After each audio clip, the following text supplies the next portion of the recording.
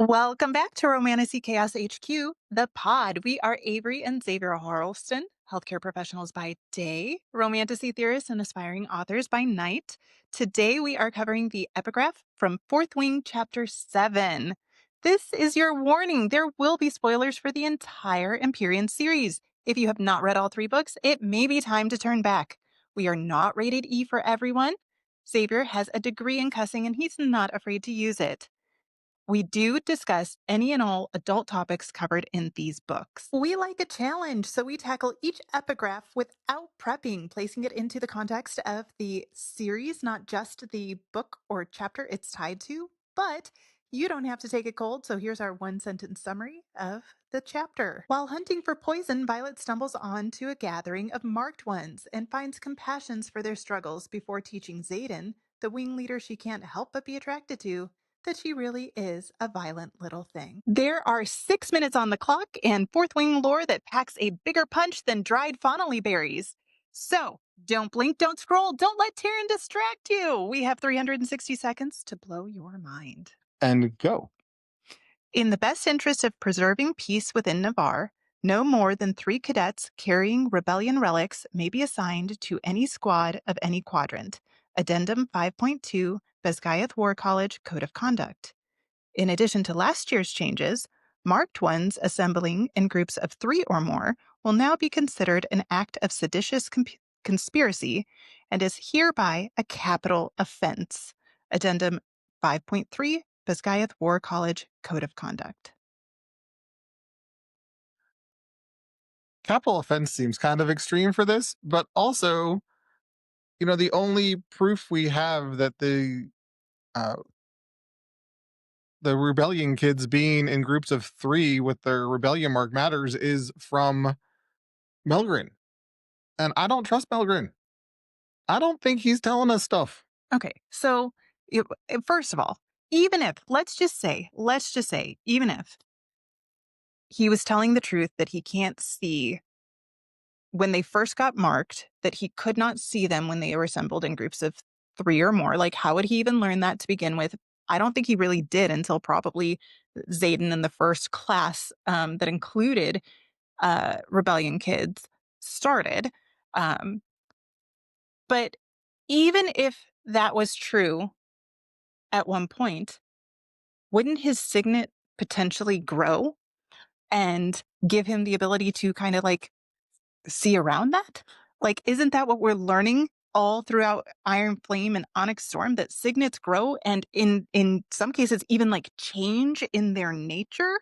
Like, we see Xaden's supposed to be like reading intentions, but he's definitely doing more than like reading intentions. He's like reading minds and getting inside Violet's mind like directly. So like, why would Melgren, who is bonded to Coda, not also have the ability for his signet to not just grow, but to kind of like change and do more than it originally could?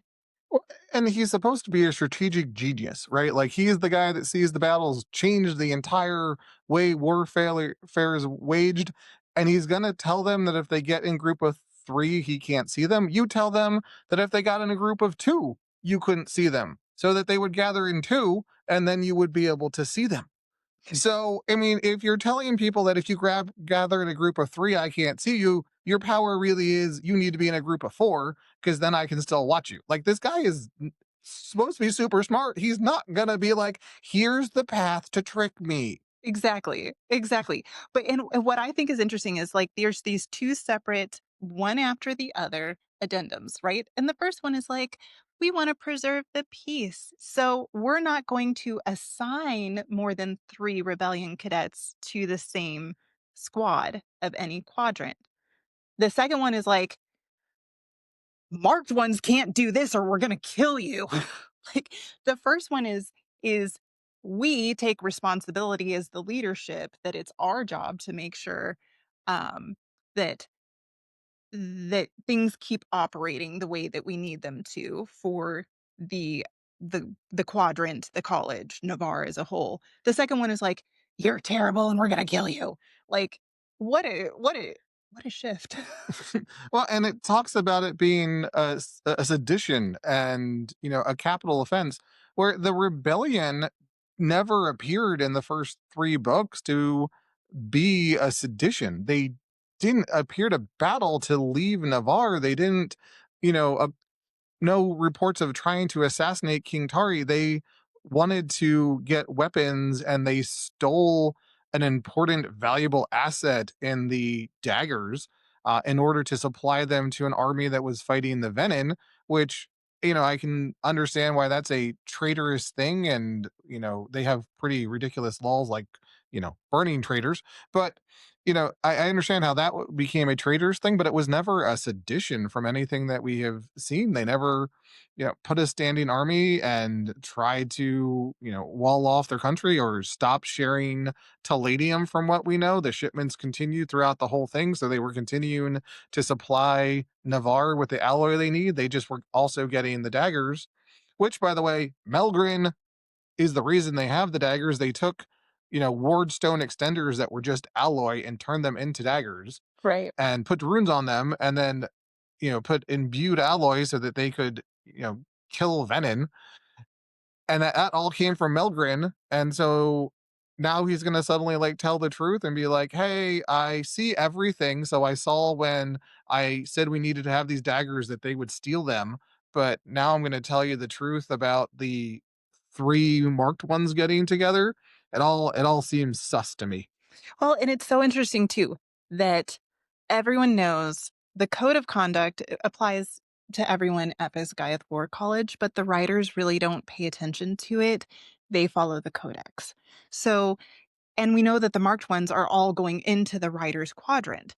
So really, if we're basically, and I know by this point in the book, I don't know exactly where, but we've heard like the only thing that really matters is the codex. If this isn't even in the codex, is anyone even going to hold the writers that are marked to, or the cadets that are marked to this standard?